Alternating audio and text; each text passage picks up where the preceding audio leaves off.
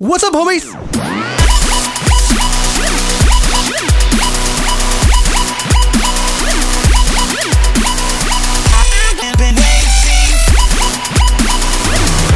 Oh boy. Homies, unite!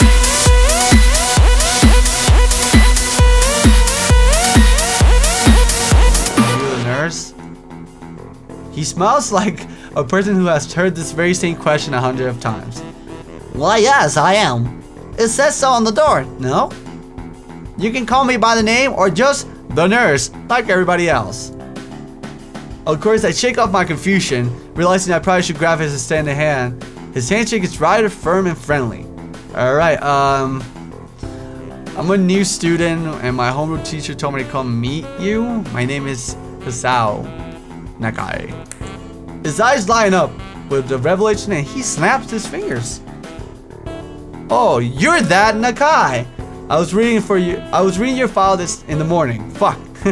Some kind of chronic arrhythmia and related congenital heart muscle deficiency, right?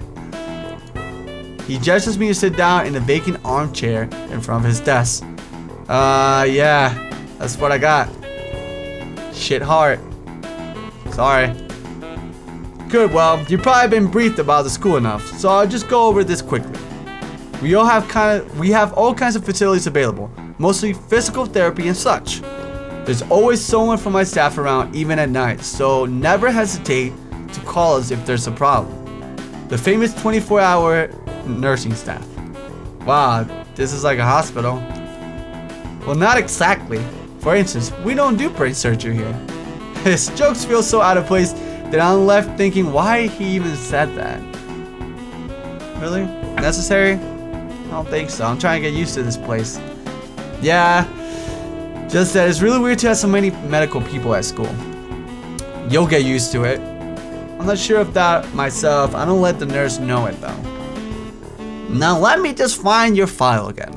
While he searches for something from his computer and shuffles stacks of paper around, I let my gaze wander around the room.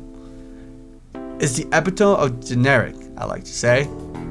Beige walls, ceiling, dark gray laminate flooring, and all the equipment you expect from a school nurse. Even the ridiculous education posters that are hanging on all four walls, reminding me to eat properly 3 times a day from all food groups. Smiling, the nerd draws the thick file from a stack of similar thick files and opens it. So you already have medication for your arthritis, yeah? Just remember to take your pills every morning and evening or it won't be much help. Apart from that, do you do any sports, rash, stuff like, I don't know, boxing? He grins to his own joke, but I don't. Well, I play soccer occasionally with some classmates. Alright, I'm afraid I'm gonna have to recommend you refrain from doing that. At least for the time being. Oh. My lack of reaction makes him raise an eyebrow, but really, I'm not too bothered by him forbidding me to kick a ball around. I guess I never did it out of burning passion for the sport, just to have something to do. Any kind of concussions might be very dangerous to your heart, and risking another heart attack is not a good idea. No, no, no. Not a good idea. Go away. Not a good idea. Was the previous one caused by a sudden concussion in the chest area? There's no mention of it because of your papers. Not exactly. I sidestep the question acceptably and he glances at me over his papers with more serious expressions on his face. He looks like Brock. His eyes are not open. Still, you need to keep your body healthy. So some extra would do good. We have physical therapy and such available. As I said, I don't think you really need such heavy measures. Just get some light exercise regularly. Brisk walks or even light jogging. Jump rope, that sort of thing. Swimming maybe? There's a pool here. So I was told. You were? Very good. At any rate, I'm sure you've been told this before. You just need to take care not to overexert yourself. He wags his finger to emphasize the point. No need really. I heard this 1,000 times already. Absolutely no unnecessary risk. Take care of yourself. Take care. Take care or you'll die. Not my responsibility if you die. Fucker. Okay. He goes over my papers one more time and then sets them on the desk, obviously content. Good, that's it then. Come meet me if you ever need something. I'm ushered out before I even realize it. A quick visit indeed. I end up standing in front of the main building and the auxiliary building, although to my eyes they still look one and the same. It's the first real look I get at the other students, so I watch people come out of school going towards the gates or the dorms. Everybody seems to know where they're going, and I still keep thinking that most of them don't look too special for being students at a special school. Then again, neither do I. Does that make me one of them? One of us? I should go somewhere too to prevent me from getting lost. It's around dinner time, but I feel tired instead of hungry. The wariness in me only grows as I strut towards the dorms, set a little way apart from the main building complex. There is a garden of sorts between the school and the dorm shrubbery, flowers, and that overbearing smell of fresh cut grass that fills the atmosphere. It dawns on my tired mind that the smell feels novel because I haven't been outside at all for so long. The dorm building is big and made of red brick. Like the others, it feels way too pompous for what it is, so I push forward, going inside. It takes more time than necessary to fish out the key I was given in my pocket. Room 119. Despite the ornate exterior, the inside of the dorm is fairly new, functional, and boring. Just like in the main building, the halls and doors are wide to accommodate wheelchairs. The same goes for the elevators at ends of the hallways. I poke my head around the corner in the common room door. Inside, a few students are watching television. One nods and gives me a quick hello before turning back to the TV. Seems that the only girls around here are sociable. I suppose that's perfectly fine with me. Fuck it. I climb the stairs to the upper floor. Here, a small curve branches off the main hallway. Each of these minor halls seem to have a toilet and shower, as well as 4 rooms. About halfway down the hall, I spy room 119. The nameplates on the room adjacent to mine are blank. I guess there are just 2 of us here. Light shines from below the door of room 117, so I know likely. Hello, is anyone home? From inside, I hear a few movements, then the clicking of way more locks than I thought these doors had. After a moment, the door squeaks open. A respectable boy is standing in the doorway. He's looking at me very intently through his extreme thick eyeglasses. Who is this? Blind? Not at least, not completely. Why would he have eyeglasses if he was? He leans closer to me until our noses are almost touching. His breath stinks of garlic. Hasao Nakai, I'm moving into the next room. I thought I should introduce His face suddenly brightens in realization, and he stands back upright, thrusting his hands out, smiling greeting almost straight into my diaphragm. Oh, what's up, dude? The name is Kenji. Ah, hi.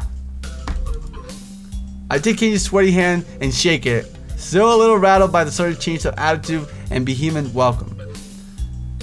There were some suspicious looking people going in and out of your room earlier. It was probably my parents. Your parents? You sure? Because they could have been some other people too. You can't judge a book by its cover. So out of this place, Prober is left hanging between us awkwardly as I try to think of some way to respond. I say its chances are high enough. He shudders and makes some exaggerated hand gestures. You're a brave man, Hasao. Me? I don't think I could trust the chances. The only one I trust is myself. Does that mean I shouldn't get to know you either? He thinks about this for a while. A wise decision. Damn, you're smarter than you look. Probably. What do you look like? I hope not smart. He squints his eyes and leans close again, but leans backwards to dodge it. Never mind, it doesn't matter. With that, he turns, fumbles around for a moment, inserts the door handle, and then shuts the door behind him. I slide the key into the lock of the door marked 119. Bleak beige walls, white linen, a desk made of some light wood, ugly curtains. It's not one's room and personal like my hospital room was. My bags are sitting at the foot of my bed looking a lot emptier than they did this morning. The closet sitting open, stocked with my clothes. Also seems that there's a number of school uniforms hanging in there as well. A note pinned to the sleeve of one of the shirts. Hi, Hachan. We unpacked your things and made your bed. They said that if these don't fit, then you should go to the office tomorrow. If you have any problems, you can always call us. Love, Mom and Dad. Aw, they're so nice. Or at least I don't have to worry about packing. Kinda hope that I would have, then there would be something to do. Still, it's too early. So I put a note down on the desk and lie down on my bed, feeling drained. Lying there makes me want to read something, but I have nothing with me. I wonder if the hospital condition for me wanting to read whenever I have nothing to do. The restless urge just keeps growing until I have to stand up. Maybe it's stress or something. I was pretty nervous about it before coming, and for the entire day too. I still am, I think. Damn, I had to distract myself somehow, so I won't be on this unnatural all the time. Tomorrow I'll go borrow some books from the library. Yeah, I'll do that. But for now, the bottle of medications neatly arranged in my night table catch my eye. I pick up one, shake just to hear the contents right inside, then read glued on pharmacy label. Take tablets daily to stay alive. 2 tablets daily to stay alive. It doesn't really say that, but it could just, well, kind of twisted having our life depending on chemicals like this. I resent it a little, but what choice do I have? What aside? I began a new daily ritual, taking the right number of pills from each bottle, being careful to check the correct dosage. I lie down again, feeling hollow and uncertain. After that, I keep staring at blank unfamiliar ceiling for a long time. It doesn't start looking any more familiar, not even after darkness falls and long shadows draw across my rooms like fingers. The sheets feel slightly more comfortable, warm, nest-like, against the chill that passes for the room temperature here. Soon the lighter shade of darkness that is seemingly looking like everything does at night, and it becomes the only thing I recognize anymore. The night beckons me to sleep, and I feel coldness unfamiliar and fear creeping up my spine again. I keep drifting further away from the world I knew, and I go to bed.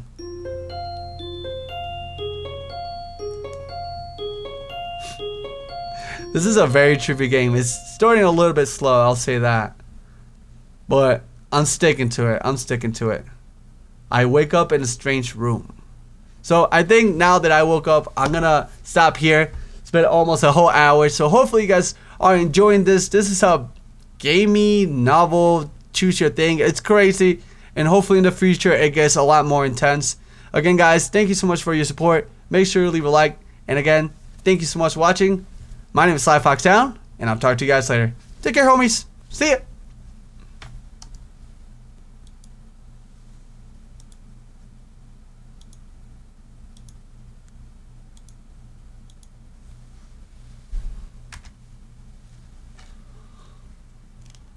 Hey, thank you so much for watching. If you guys really enjoyed the video, make sure you leave a like. It shows your support. And if you guys want to watch more videos like this, then subscribe so you never miss a video. Woo!